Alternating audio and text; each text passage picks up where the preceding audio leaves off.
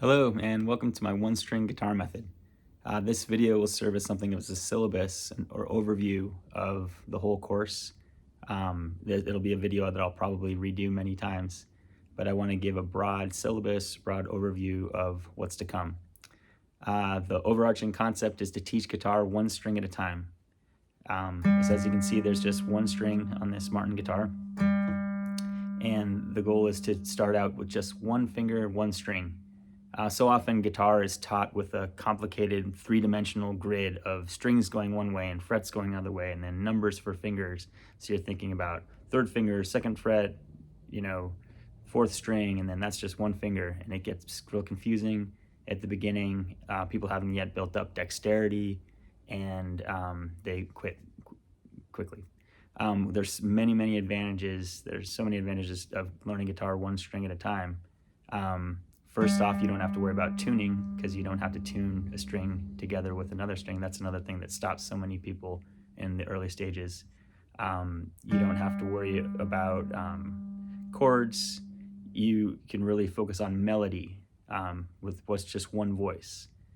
We will start out with just one string, even without left hand at all, just starting the string and stopping the string. Then we'll play some simple songs. Then we'll get into scales, different kinds of scales, different even modes of scales. A lot of theory will really come into clarity, and we'll really talk about everything we can that has to do with just melody and one string.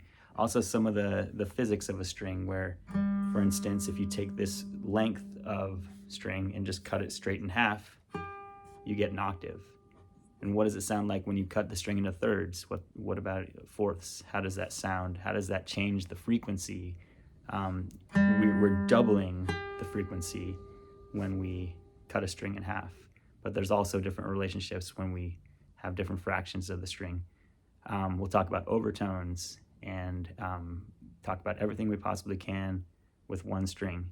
Eventually, when we run out of things to talk about, we'll add a second string. And now we'll get into harmony and intervals and two voices, counterpoint, and a bass and a melody above the bass. Once we talk about everything we can with two strings, we'll eventually tie on a third string, and we'll talk about triads, major chords, minor chords, inversions, which are, instead of 1-3-5, you could have 3-5-1 or 5-1-3. We'll talk about as much as we can, and all the strings will stay in fourths.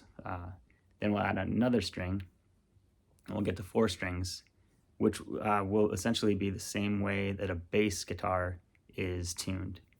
One thing to point out real quick is, as long as we're on one string, and even when we're on a couple strings, everything I say will be applicable not only to the guitar but also to mandolin, bass, even violin, cello, and different instruments. The string vibrates the same way no matter what kind of box it's tied to. And even even wind instruments are similar in the way you think of a trombone lengthening and shortening a column of air. So a column of air acts in the same way a vibrating string acts. So some of the theory is applicable to all kinds of instruments. After four strings, we'll get to five strings. We'll introduce the problematic B string. The B string has a different interval or different relationship to the rest of the strings than the other strings do. There's a third in between the G and the B string, whereas we have a fourth in between all the other strings. That's something that was very confusing to me when I was starting out on guitar. We'll graduate eventually to six strings and learn traditional open chords and jump up to the F chord with bar chords, the type 1 bar chord based on an E, but type 2 based on A, and so on. We'll learn about the caged method, which is C-A-G-E-D, and we'll have all six strings to learn anything you want. So that's a basic overview of the course. I want to give two quick references, and I want to talk about those references more as I go. One is Effortless Mastery by Kenny Werner. It's a really great book. I'd love to do some videos just on his book. he has some great ideas that I want to revisit again and again about really mastering a certain thing, a certain song or technique before getting on to play things that are too hard for you. So I really want to talk about his idea of beginner's mind and having that level of just unconscious mastery before music can really transmit through you. The other reference I wanted to shout out was Mick Goodrick and his book, The Advancing Guitarist, which I actually first came across when I was in high school. He talks about the one-string unitar, and that's essentially what this is.